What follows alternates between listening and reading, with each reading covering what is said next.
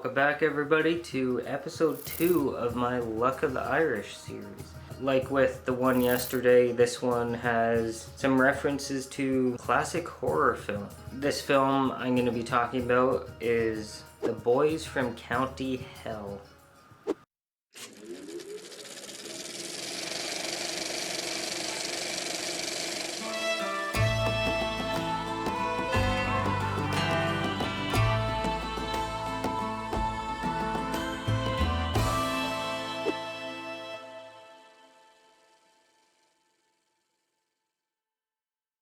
To start off, cinematography is awesome. It was filmed in the Irish countryside. It looks beautiful. The visual effects of the film are well executed.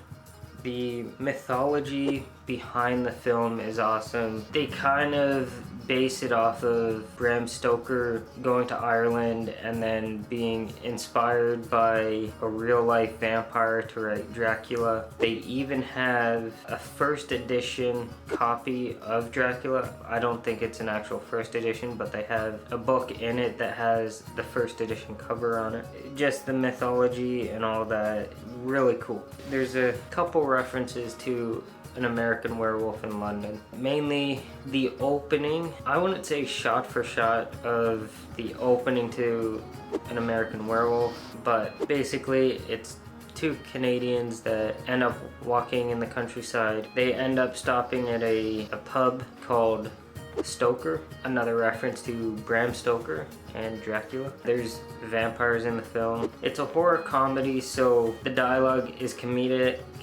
and serious at the same time. It just blends so well together that sometimes you don't even notice. The film is well written, well acted, especially when delivering those overly comedic lines. Like, it was just well done. The framing is perfect. There's definitely a few subversions, I guess you could say, to the entire vampire legend that was kind of brought into the mainstream through Bram Stoker's Dracula. Instead of the vampire actually biting people and turning them, it's actually the stones of this legendary vampire, like his cairn. The stones from that are what turns people. And one of the first people to turn is one of the, well, his name is Fee.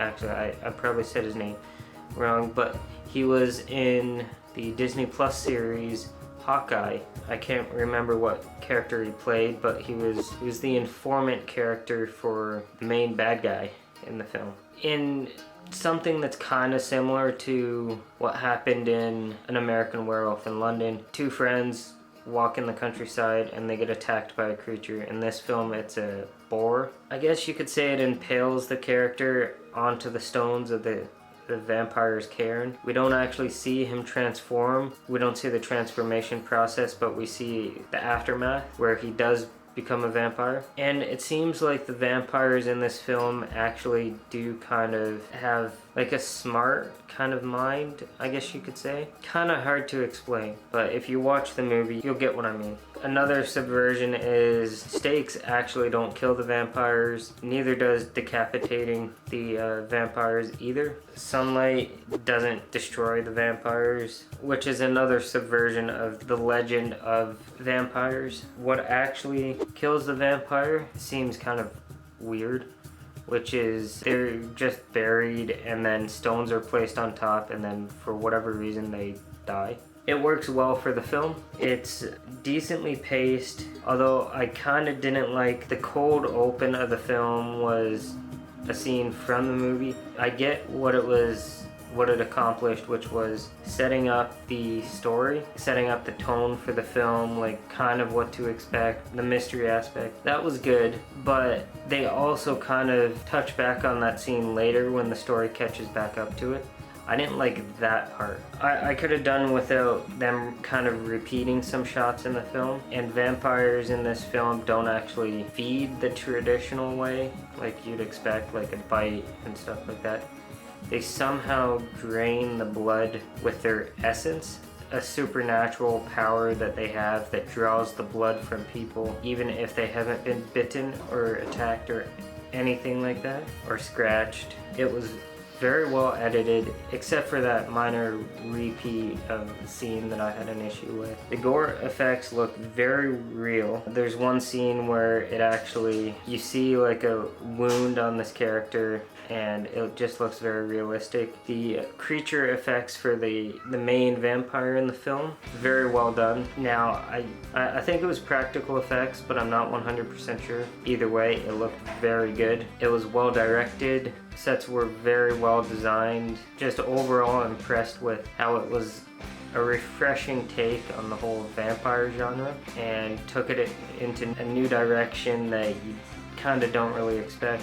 I think this is a Shudder exclusive film. If you do have Shudder, I would highly recommend you actually take the time to watch it, especially if you like vampire films. If I had to give this film a rating, I'd probably give it a 9.8, like the film yesterday, A Hole in the Ground. Both very good films, both tackling different subjects and themes, showing it in a new light in a way. Hope you enjoyed this review and stay tuned for the rest of them. Like and subscribe if you're new. See you in the next review.